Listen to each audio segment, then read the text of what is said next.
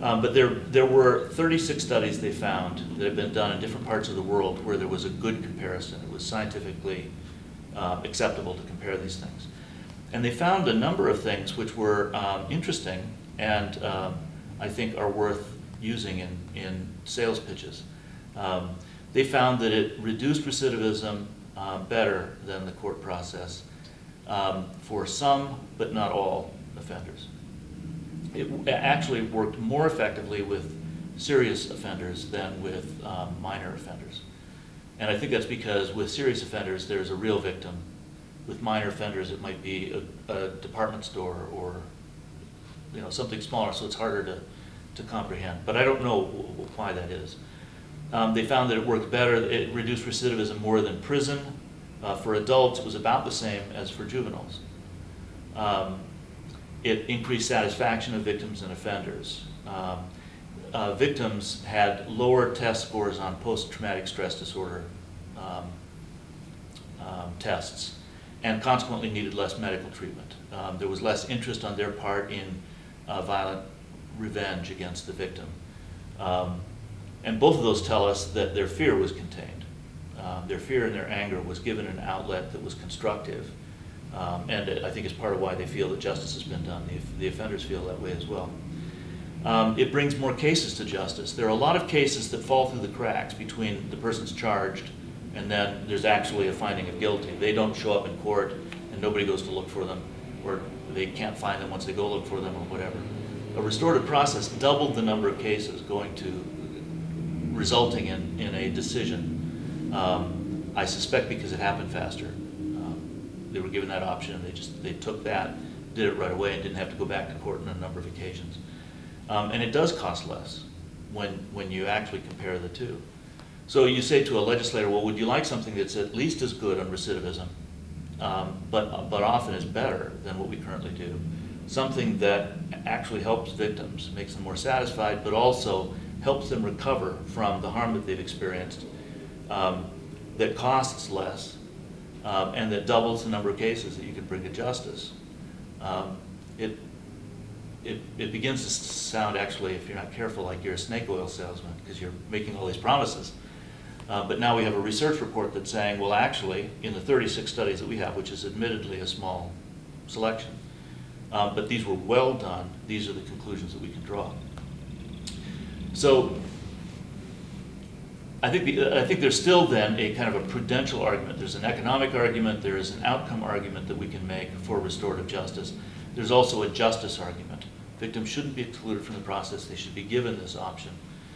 One of the things that we've been discussing is whether to start a campaign that would say all victims have the right, if they wish, to meet with their offender, as long as the offender is willing to do that as well. And just establish that as a right. Now, some states already have that in part of their victim rights legislation. But to push for that, for a couple reasons. One is it opens up the debate. Why would victims want to do that? We're not making them do it, but we say they should be able to. There is a need to do it because a lot of the offenders are in prison and it's inconvenient. There are people who run prisons who will say to the victim, we will not let you in. This is not good for you. This is not good for the prisoner. There's going to be violence. But they don't understand the process. They don't understand the benefits. And so they say, no, it will not happen. But if instead there were a right that said, no, the response of the government needs to be, let's see what we need to do to make it happen, then it would open up the debate. Why is that important? And why is that beneficial? And what are the benefits that come out of it? And then we can begin talking about these other things. And I think out of that then would come some interest in, well, would that change how we do our sentencing? As opposed to, let's change how we do our sentencing. Oh, by the way, there are these benefits. My understanding of restorative justice and of justice generally has certainly changed over the course of my life. It probably changes every time I have an opportunity to see it in action, to see something new that somebody is doing, to see an idea applied in a new setting and see what comes out of that. I went into law because I was interested, I had a sense of calling to stand up for people who would otherwise be denied justice. I think restorative justice, when it's done properly, is a way of accomplishing that. That is, when there are programs available to victims who would have had no recourse, when they're available to offenders who, because of the process, recognize something and change and are supported in that change, then they've received something that they wouldn't have received otherwise. One of the questions you always ask as you get old is, have you made a difference? Can you say what has taken place? And the remarkable thing about restorative justice is that it's expanded dramatically, and it did it fairly quickly. During the 1990s, it was almost like there was popcorn popping in different parts of the world by people who didn't know each other. The same thing was cropping up in different places. So New Zealand didn't know about restorative justice until after they were running these programs. John Braithwaite didn't know about restorative justice until after he'd written Crime, Shame, and Reintegration, which is restorative justice people reading it said, now that's very interesting because that's talking about what we're talking about. There's been so much that's happened by so many different people that it's really impossible to say, well, this is the contribution that I made. And instead I look at it and say, well, I want to keep doing the work that I can do, be as faithful as possible to the assignments that I have and the responsibilities. But instead, but also just say, this has been a wonderful ride. What an adventure to be at the ground level of something new, which you think is really good, and it would be good if lots of people knew about this and were trying to do it, but you really don't know if it's going to happen because it's so precarious. Early days when we're wondering if we set up a program in South Carolina which ran for a year and I think got 3 referrals, which is when we realized we weren't good at setting up programs. But that was the problem that people were facing in the early days. They just weren't getting cases, or the cases they were getting were junk cases. They weren't the kinds of cases that really matter in the justice system and that change the way it works. And now that's beginning to change. There's legislation that makes it happen. There are programs that are well established. There's a lot farther to go, but so a lot has happened. It's wonderful to have been touched by that in some way. I think it's affected my faith in a couple of ways. One is, as you grow older, you learn things and you mature. And so I think maybe this would have happened anyhow. But restorative justice, because it is relational, because it deals with conflict, and because it deals with wholeness, gives you an opportunity to think about what does that mean. And as you're thinking about it and then applying it not only in with other people or to systems, you apply it to yourself as well.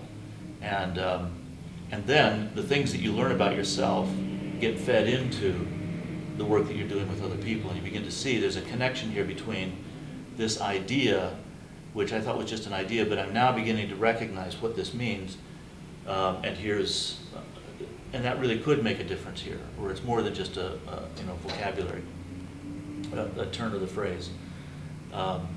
Lately I've been struggling to understand what it means to live in the moment. I think I've spent my whole life living in the future, but of course it wasn't the future because that hadn't happened, but it was chasing something and not stopping, and there are a variety of reasons why I think I've been doing that. I've been driven in some ways, or I've driven myself.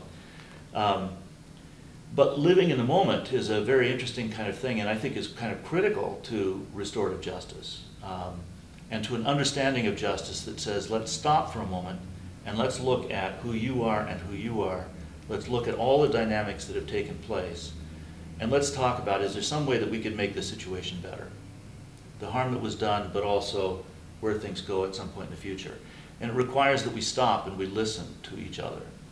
And living in the moment for me means I have to stop and listen to myself. And pay attention to things that I wouldn't have paid attention to. Or listen to other people, or listen to the birds, or look at the flowers, or notice the sky.